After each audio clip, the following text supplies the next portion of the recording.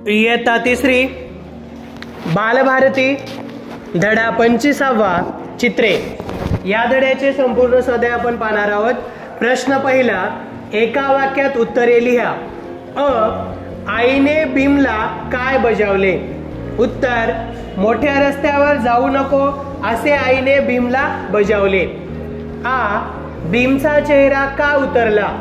उत्तर, भीमच्या चित्रांना आई गिजबिज म्हणाली म्हणून भीमचा चेहरा उतरला। भीमने काढलेला हत्ती टॉम प्रमाणे असावा असे आईला का वाटले? उत्तर, भीमने काढलेल्या हत्तीची शेपटी व सोंड सारखीच असल्यामुळे हत्ती टॉम प्रमाणे असावा। प्रश्न दुसरा, 2-3 वाक्यात उत्तरे लिहा। कपाटात गमतीच्या कोणकोणत्या वस्तू होत्या? उत्तर, कपाटात निळ्या हिरव्या मण्यांचा झगा घातलेली हात मोडलेली काचेची बाहुली होती। तसेच हिरवी पारदर्शक काचेची दौत, तांबड्या मेणबत्त्या, जुने बंद पडलेले घड्याळ, रंगीत दोरे होते। त्याचबरोबर अंग दाबताच कुई आवाज करणारे रबरी बदक आणि रंगीत खडूचा डब्बा इतक्या गमतीच्या वस्तू कपाटात होत्या। प्रश्न आ, भीमने बबीचे चित्र कसे काढले होते? उत्तर, भीमने बबीच्या चित्रात तिचे पाय काड्याप्रमाणे काढले होते। रुंद स्कर्ट घातलेल्या बबीच्या डोक्यातून बाण गेल्याप्रमाणे दोन्ही बाजूंनी ताट अशा तिच्या लहान वेण्या काढल्या होत्या। तसेच तिच्या हातात दप्तर ठेवून तिच्या पायावर बेडकी काढली होती। हे तुझं चित्र मात्र अगदी खरं झालं बघ असे आई का म्हणाली? उत्तर, भीमने चित्रात स्वतःच्या व आईच्या चित्रासमोर ढीगभर लाडू काढले होते। आईने चित्राचा अर्थ विचारला असता आई भीमला लाडू देत आहे असा सांगितला। त्याचप्रमाणे डब्यातले 2 लाडू प्रमाणे त्याला दिले। चित्रात आहे तसे प्रत्यक्षात झाले म्हणून हे तुझं चित्र अगदी खरं झालं बघ असे आई म्हणाली। प्रश्न तिसरा, का ते लिहा। थोड्याच वेळात जवळजवळ सगळी फरशी भरून गेली। उत्तर, भीमने आवडीने फरशीवर भराभर चित्रे काढले म्हणून थोड्याच वेळात जवळजवळ सगळी फरशी भरून गेली। बबीने दणादण पावले आपटली। उत्तर, भीमने चित्रात बबीला चिडवण्यासाठी तिच्या पायावर बेडकी काढली म्हणून बबीने दणादण पावले आपटली। आई मोठ्याने हसू लागली। उत्तर, भीमने आई लाडू देत आहे असे मनातले चित्र काढले। त्याला लाडू हवे आहेत हे जाणून आई मोठ्याने हसू लागली। प्रश्न चौथा, भीमने काढलेल्या चित्रांची यादी करा। 1.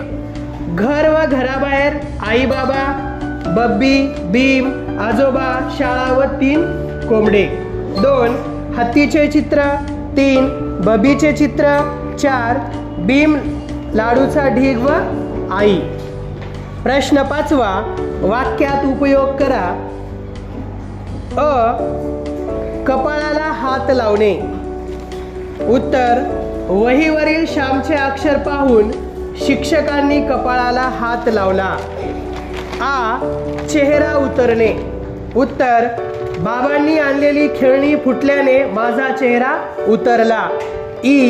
गाडग्यासारखे तोंड करणे।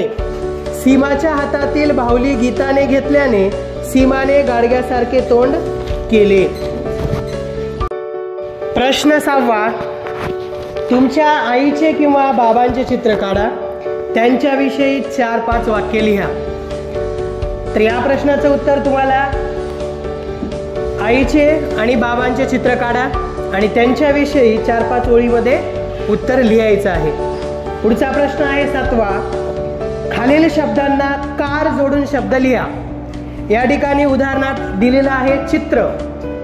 चित्राला कार जोडून तयार होणारा शब्द चित्रकार।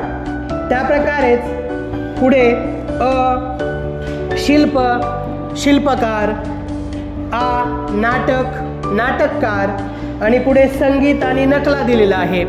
तर या शब्दांना कार लावून हे शब्द पूर्ण करायचे आहेत. पुढचा प्रश्न 8वा. हे शब्द असेच लिहा. खाली जे शब्द दिलेले आहेत ते शब्द जशास तसे लिहून काढायचे आहेत. पुष्कळ, पारदर्शक, मेणबत्त्या, चौकोन, पुसून, आश्चर्य आणि गुडगा. प्रश्न 9वा.